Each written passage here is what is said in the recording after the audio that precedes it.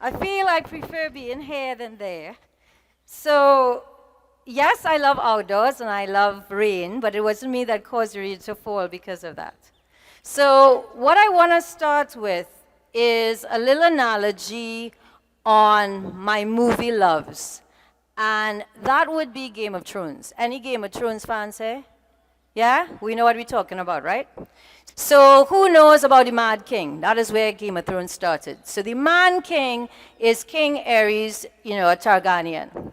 And he blew up everybody, right? You told him you don't like his clothes, poof, you were gone. He just started to, use his dragons to get rid of everyone. Then his daughter, Daenerys, who people would know, the love of Jon Snow, when she was in charge, she said that our fathers were evil people, and what they left was worse than what they found, and I will not be that. But what happened in the end, though, is that's her burning everyone. So you would like to know, what does this have to do with sustainability? And the angle that I want to take is that we have to be careful that the same thing we're trying to prevent, in the process of becoming sustainable, we are not doing the same. And why am I saying that? So I have been doing a lot in sustainability. I have been looking at where the world is going. I've been following emissions, what's going on. We know renewables are on the uptake. We know oil and gas companies are saying we're going to change our strategy. We're going to go from hydrocarbons and more into the renewable space until somebody studies what is the return of investment on hydrocarbons versus return on investments on renewables. And I can tell you, it's almost half. So the same people who are saying we want to go in this direction are now pulling back because we are not changing as humans. Commerciality and profits continue to be our drivers. Now, I am not saying that you can't make profit from doing it, huh? Do I ever say that? So people, planet, profit, it can work together. So when we're talking about how does sustainability remain sustainable, it's what are the things we have to do to ensure that we are not, letting everything get commercialized. So I'll give you an example, and I'll just want to put a picture here for everybody to see. And it goes back to what I tell everybody. What is the root cause of where we are now? Who knows? One answer. Consumption. Right? The only thing that can change our emissions in a big way is how and what we consume. The only time the world actually saw a big reduction in emissions was when? COVID, 6%. 6%. With all the movement in renewables, last year, 2023, the world was still up 1% in emissions. September was the hottest time of the year ever in history.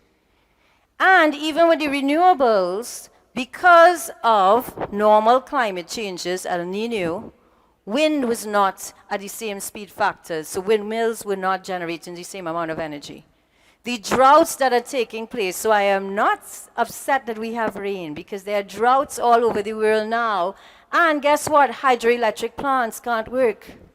So what that means is we have to be sustainable, we have to find that balance between hydrocarbons and renewables. What we have to focus on is how do we get our hydrocarbons in a greener way? How do we consume in a greener way?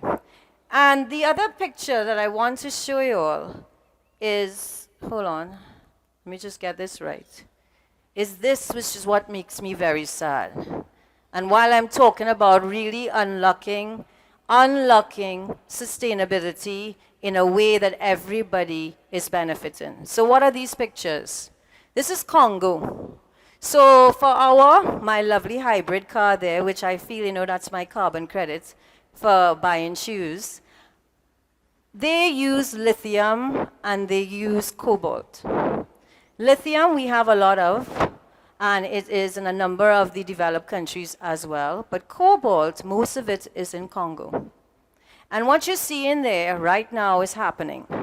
which is these villagers, small children, women, are in dangerous mines to get the cobalt for us to be green. So when we're talking about sustainability and really unlocking real, and I want the two words that we focus on, real sustainability, we have to think of all the costs. And are we really just changing where we went from one form to the other? Because at the end of the day, when we think it's renewable or it's green, we're going to use more. And as we use more, you do have to use energy to make solar panels. And then the question is, what happens with the solar panels after? So the other picture is Ghana, which is now becoming a e-wasteland. So the moral of this story here is, if we're really talking about unlocking sustainability, the world has to focus on, we must have emissions. How are we going to utilize those emissions? And that's you in your everyday life. So if I am going to emit, where is the least harm to the environment for me to emit? Do I really need 10 pairs of shoes? Do I really need all the clothes? The world has to move from a wanting to a need perspective if we are serious. So all the data will tell you we are on the path to 2.9 degrees Celsius. Where we're supposed to be is 1.5 degrees Celsius below 1950. Right? Just above 1950, sorry. So with everything that's going on in the world, COP, what have we reached? 29, perhaps? With the 50,000 of us that fly to another destination with all the emissions, and everybody has a booth, and everybody's talking about it. At the end of the day, we are very far from the plan. And there are only 9 countries in the entire world that is anywhere close to being sufficient to where we need to be. So what does that mean for us in the Caribbean? Well, what it means for us in the Caribbean is we have to collaborate. Because the best way to be sustainable is to utilize the resources we have now in a more efficient way. What that means is we don't have to produce more.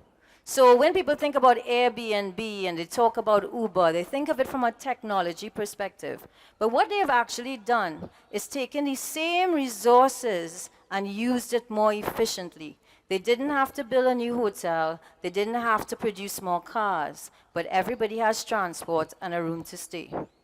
So what we have to think about in the Caribbean is, how do we come together as a region, using the resources in every country and using it to the benefit of the region.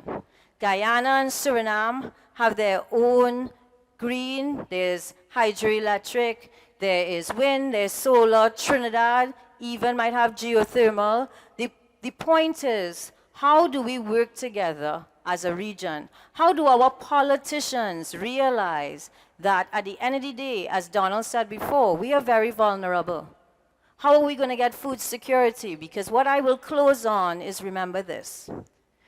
Humans, our DNA, are hunter-gatherers. What does that mean? Our natural instinct is to survive. So when we have to survive, every country is going to look after itself.